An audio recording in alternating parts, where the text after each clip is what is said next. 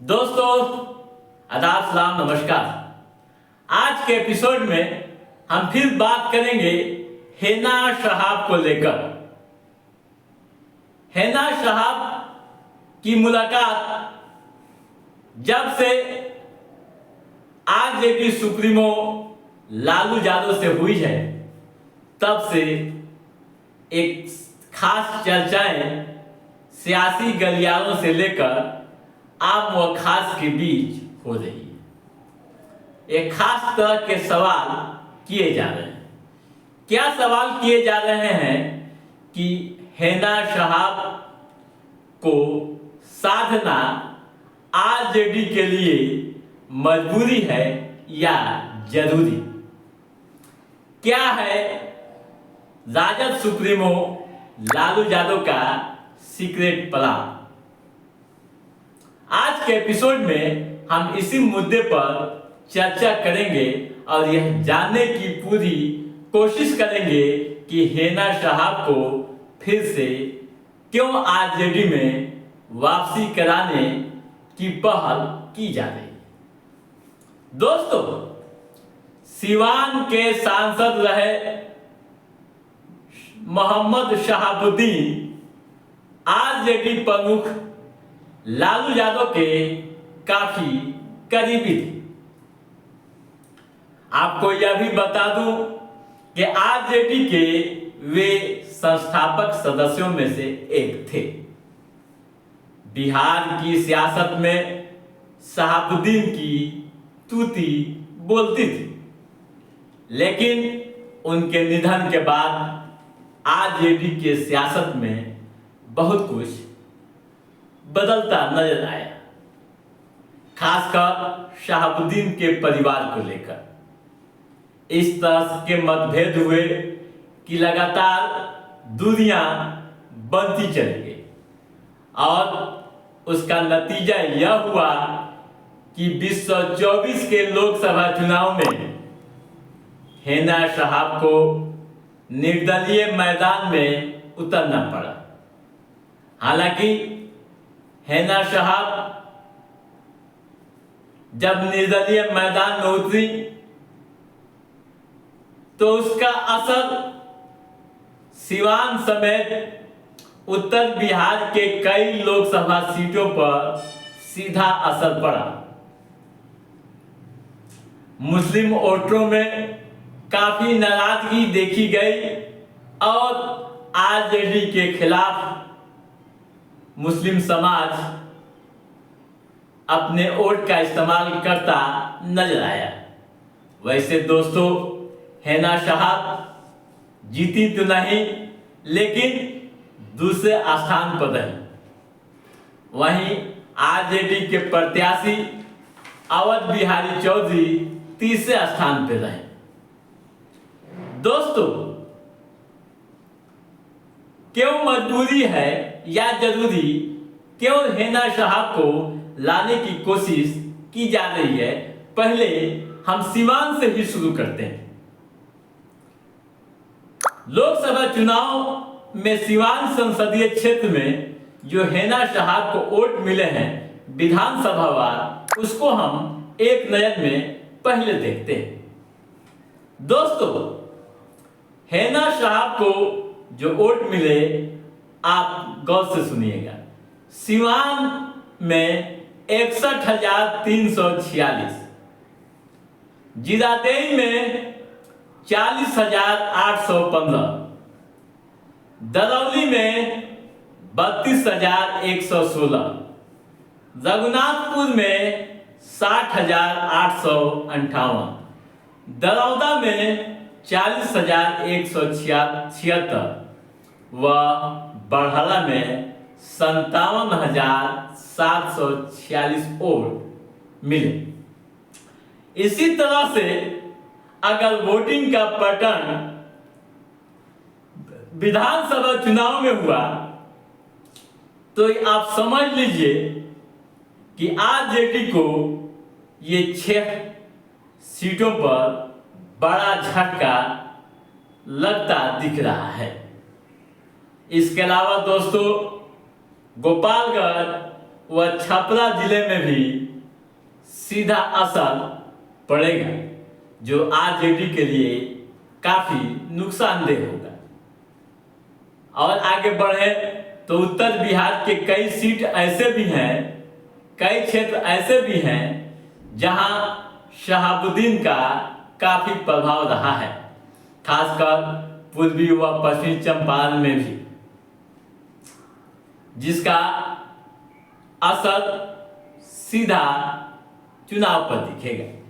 दोस्तों, बिहार में करीब 17.7% मुसलमानों की आबादी है। यह आबादी जो सियासी रूप से किसी भी दल का खेल बिगाड़ने के लिए काफी है। आजादी के बाद मुस्लिम समाज कांग्रेस का परंपरागत वोट रहा है, लेकिन 90 के दशक से आरजेडी के साथ यह समाज खड़ा हो गया। दोस्तों, 2020 के विधानसभा चुनाव को भी आप समझिए, कितने मुस्लिम जीते थे। दोस्तों, आपको बता दूं कि 2020 के विधानसभा चुनाव में मुस्लिम समाज का वोटिंग पैटर्न भी बदला था। ओवैसी की पार्टी सीमांचल इलाके में 5 सीटें जीती थी और 3 अन्य सीटों पर दूसरे स्थान पर रही। हालांकि CSDS के आंकड़े कहते हैं कि 2020 के विधानसभा चुनाव में 77% मुसलमानों ने महागठबंधन को वोट किया था। 11% मुसलमानों ने AIMIM को वोट दिया था। दोस्तों, 2024 के लोकसभा चुनाव में मुस्लिमों ने कई सीटों पर आरजेडी के खिलाफ जमकर वोटिंग की, खासकर गोपालगंज, सिवान, पूर्णिया, वाल्मीकि नगर सहित कई ऐसे लोकसभा क्षेत्र देखने को मिले जहां मुसलमानों ने आरजेडी के खिलाफ वोट कर अपने गुस्से को इजहार किया। दोस्तों, बिहार में विधानसभा सीटों की संख्या 243 है। 47 ऐसी सीटें हैं जहां मुस्लिम वोटर्स निर्णायक स्थिति में रहते हैं। इन इलाकों में मुस्लिम आबादी 20 से 40% बताई जाती है या इससे अधिक भी है। 11 सीटें ऐसी हैं जहां 40% से अधिक मुसलमान हैं। 7 सीटें ऐसी हैं जहां 30% मुस्लिम वोटर्स हैं। 29 सीटें ऐसी हैं जहां 20 से 30% मुस्लिम वोटर्स हैं। 2015 के विधानसभा चुनाव में 24 मुसलमान विधायक बने थे। इनमें आरजेडी के 11, कांग्रेस के 6, जेडीयू के 5 व बीजेपी के 1 तथा CPIML के 1 शामिल थे। वर्ष 2000 के चुनाव में भी अधिक मुसलमान जीते थे, लेकिन 2020 के विधानसभा चुनाव में 19 मुसलमान विधायक बने। दोस्तों, बिहार विधानसभा चुनाव की राजनीतिक दिशा बिछाई जाने लगी है। आरजेडी अपने सियासी समीकरण को दुरुस्त करने में पूरी तरह से जुट गई है। आरजेडी सुप्रीमो लालू यादव ने खुद ही कमान संभाल लिया है। माना जा रहा है कि लोकसभा चुनाव के नतीजे उम्मीद के मुताबिक नहीं आने के बाद अब लालू यादव खुद पूरी तरह से सक्रिय हो गए हैं और रूठे हुए अपने नेताओं को मनाने की कोशिश कर रहे हैं। लालू यादव सबसे पहले हेना साहब की घर वापसी कराकर विधानसभा चुनाव जीतना चाहते हैं, मगर शहाबुद्दीन की पत्नी हेना साहब नीतीश कुमार से लेकर प्रशांत किशोर तक मुलाकात कर चुकी हैं। ऐसे में यह देखना काफी दिलचस्प होगा कि हेना साहब का राजनीतिक ठिकाना क्या होता है। तो दोस्तों, आप समझ गए होंगे कि क्यों हेना साहब की वापसी आरजेडी कराना चाहती है। तो दोस्तों, आज के इस एपिसोड में बस इतना ही। हमारा ये एपिसोड कैसा लगा आप लाइक और कमेंट करके हमें जरूर बताइएगा।